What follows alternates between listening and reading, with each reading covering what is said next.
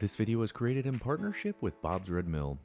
Hey guys, Chef Billy Parisi here. Thanks so much for checking out my YouTube channel. Today I've got an amazing recipe for a homemade spring pasta. It's absolutely delicious and loaded with flavor. The first thing we're going to do is make our pasta dough. I'm using Bob's Red Mill all-purpose flour, and it is incredibly versatile.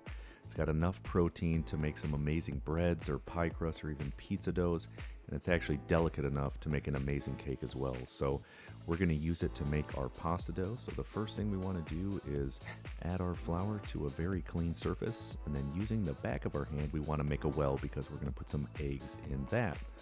So I've got about 4 large eggs that we're going to put right in there. And a general rule of thumb is about 2 eggs per every cup and a half of flour. So I've got 3 cups of flour and 4 eggs. Then using a fork, we're going to break up the yolk and we're going to whisk it until it's like resembles scrambled eggs in a sense. We want to slowly pull in the flour from the outside of that well. This is just to start incorporating it into making our dough. You'll see that it becomes very thick. Just looking at it right now, you can see it's a little dry, so I'm going to put a splash of water in there just to loosen it up a little bit.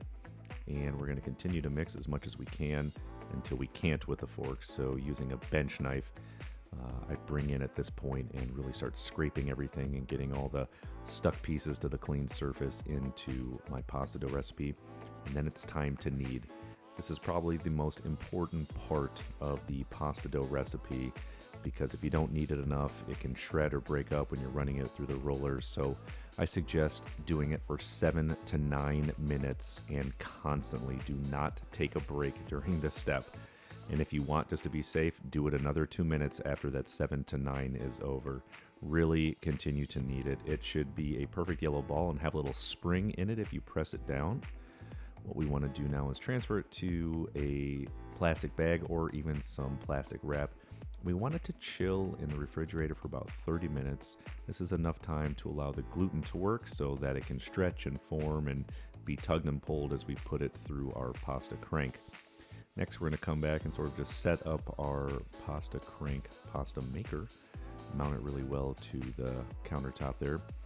And what we want to do is separate it into 3 individual pieces using that bench knife. They're not going to be perfect, obviously, because it's round balls. So next, we're going to press it down just so we make sure we can fit it through the pasta crank.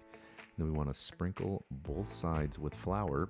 This will help run it through with ease and so nothing gets stick and dough doesn't break.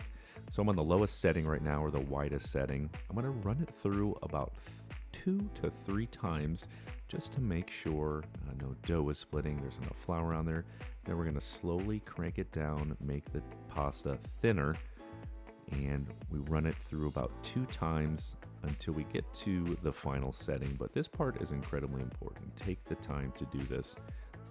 It doesn't take an enormous amount of time, but it's incredibly important because the dough will stretch and we'll get it to that consistency that we want before we can actually make our new pasta. So I use the number 6 dial, which gets me a really nice thin pasta. And the way that I know it's done is when I'm running it on my granite countertop, I can see some of the gray marbling when I lay it through, right through the pasta. So it should be thin enough that you can see things pretty clearly through the pasta when you lay it down. And really, you just want to repeat this same exact process with the other 2 dough balls that we cut. It's not hard, it just takes a little bit of time and a little bit of cranking with your hand, but no big deal. So once we've laid all the pasta out, you can rest it for 5 to 10 minutes, or if you want to get right after, it's no problem. We're going to use that bench knife and cut 10 to 12 inch pieces into the dough because that's going to be how long our pasta will be when we roll it out through the pasta cutter. So I'm using the linguine attachment. It's just probably my favorite noodle. I don't know why. It's not too thin, it's not too thick, and it's just one of those, I think, favorites that I have. But feel free to use spaghetti or pappardelle or even fettuccine. It's completely up to you. So once we roll out the pasta through the cutter, we want to make sure they're really nice and floured, add them to a sheet tray, let them sit for about 10 minutes, and now it's time to start cooking our pasta. So in a very large saute pan, I'm going to add in some extra virgin olive oil. And this is a spring pasta, so we've got some nice wild mushrooms, some shiitakes, and some portabellas. Want to take the time to caramelize these, get them nice and brown. It's going to take just a few minutes. Be sure to move it around. And at this point, we're going to add in some garlic for some nice flavor. Garlic is definitely in season in spring and going to add some really great taste to this pasta dish. Next, we're going to add an asparagus. This is going to cook pretty quickly because those stems actually will turn fast and you'll lose a lot of color. So only cook them for about 2 to 3 minutes. And we'll turn the heat down, and then we're going to add our pasta to a large pot of boiling salted water. Make sure it's salted. The water should taste like the ocean. We want to move it around with some tongs and just make sure nothing is sticking. And honestly, it cooks in almost about 2 to 3 minutes. So we're going to add the pasta pretty quickly over to our saute pan with our vegetables in it. And you can even add a little water if you want to make sure.